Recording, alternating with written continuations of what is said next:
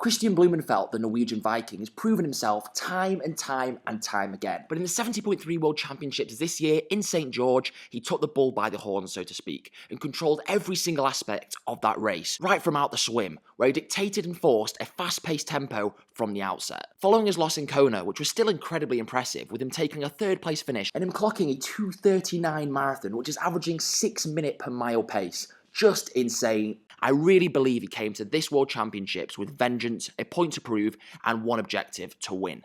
Firstly, he swam 22 minutes and 51, only a bunch of seconds off that front leading pack with the likes of Aaron Royal and Ben Canute. His swim seems to have seriously improved over the past year or so, as typically he's been right back in that second pack and not up there with those top pedigree world-class triathlon swimmers. In this race, he averaged, however, 1:11 per 100 metres in the swim, which I think we can all agree on is seriously impressive. If you compare this to previous World Championship swim splits, for example, Alistair Brownlee in Nice in 2019, he was 2 seconds per 100 metres faster.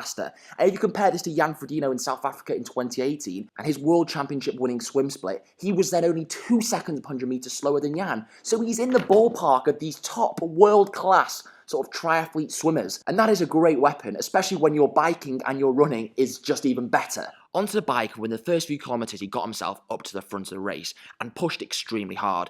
After the race he was saying he had to push pretty intensely initially just to stay warm, as he'd opted for no layers or additional clothing on the bike, which a lot of other athletes had chosen due to the freezing single-digit temperatures, with it having a low of I think 0 degrees when they first came out the swim, so literally freezing. Now Kristian's position doesn't actually seem that aero on the bike, so to speak, especially when compared to other those top tier sort of athletes in the field, but the pace and final bike split was just spectacular, so clearly he can push great power and is doing something right from a positional point of view. He averaged 44.7 kilometers an hour for the 90Ks, or just under 28 miles per hour, basically the speed limit on any UK road. Pretty damn fast, especially on a hilly course as well, with 1,124 metres of elevation gain, just over 4,000 feet, with a max gradient of 9%. On top of that, he did all the work himself for the entirety of the ride, and had nobody to sit behind or legally draft off, which pretty much every other athlete did have, especially in that second bike group where it was just one long drafting train, with it must have been 10 plus athletes,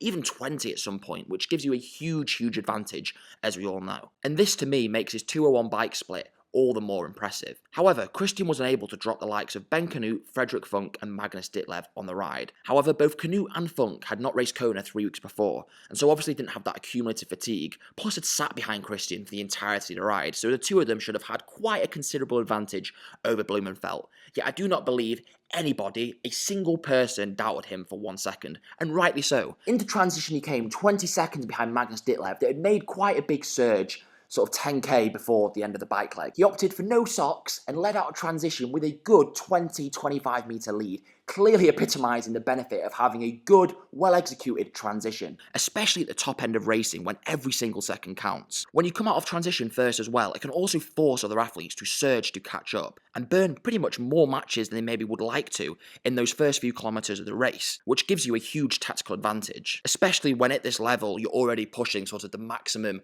of human capability. So pushing slightly harder to catch up can be pretty detrimental. And ultimately this is what Ben Canute was forced to do to catch up with Blummenfelt early on in the race, as he had to run 16 seconds per mile faster for the first 3 miles. Now this is absolutely huge, especially as I was just saying, at this level, where you're already at that top edge, which in my opinion must have done some considerable damage to him, and could have been avoided had they both just started side by side, but ultimately this is just racing. From the get-go, Kristian looked in complete control, and under no circumstance did he look like he was going to lose this race. This is so impressive, especially considering the run was off-road on undulating surfaces and just odd terrain than you would typically see on an Ironman circuit race. However, his run split was still incredibly fast at 5:28 per mile average, or 3:23 per kilometre.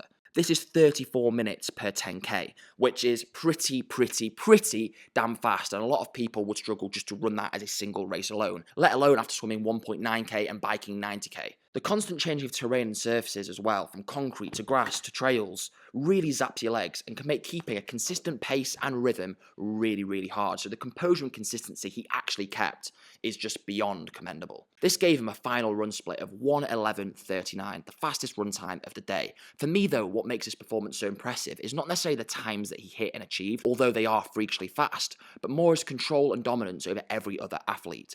At the end, he didn't seem strained. In fact, he was giving thousands of high fives and even posed for a picture before he'd got to the finish line, and at no point did it seem like he was going to lose this race. On top of this, the amount of racing he has done this year is nothing short of extreme, with 3 long course Ironman style races and a ridiculous number of short and middle distance events. So he literally obliterated the field in a pretty fatigued state, you could say. Well, that's pretty fair to assume, and he just looked in control the whole time. Had he specifically focused on this one event and really tapered and basically focused on it as the main event of the year, similar to what Sam Long had done, I really think it just would have been mass destruction. In all seriousness though, his performance under fatigue is just next level and pushing those limits of the human capacity. Let me know what you guys think on this. Do you agree? Do you disagree? Do you think this was incredible? Do you think this was the best 70.3 performance of all time?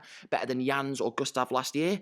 Let me know. And as always, if you like this video, hit that like button, subscribe to the channel, because that would be greatly appreciated, and we have some mega content coming your way. So yeah, cheers.